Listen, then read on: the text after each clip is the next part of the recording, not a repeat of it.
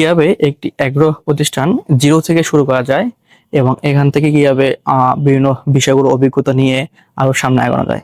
তো আমারও কিন্তু চিন্তা যে আসলে আমি এগ্রো নিয়ে কাজ করব। যখন ঢাকা ছিলাম তখনও চিন্তা ছিল যে এগ্রো নিয়ে কাজ করবো, এই জন্য বাড়িতে আসলাম। আশেপাশে দেখতে পাচ্ছেন গাছ গাছ রয়েছে, এই পাশে খোপ রয়েছে। তো আমাদের বাড়িতে এটা হলো আপনার কলাপাড়া পটুয়াখালী।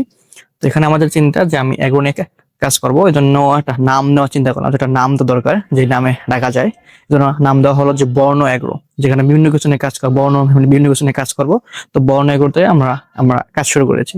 তো সেইগুলোকে ভিডিওগুলো আমরা তৈরি তৈরি করবো এবং আপনাদেরকে জানাবো যে আমরা কখন কি কাজ করতে আসছি এবং কিভাবে কি আগাচ্ছি, যাতে আপনারও হেল্প হয় এবং আপনি যেন দেখে এটা মানে জিনিসটা মানে বুঝতে পারেন। আমরা অনলাইনে যত ভিডিও দেখি বা যা দেখি আর রিয়েলিটি, এই দুটো বিষয় একটা পার্থক্য রয়েছে। যে মানে বাস্তবতা কি এবং অনলাইনে যে বিষয়গুলো, দুটা দুই রকম বিষয়।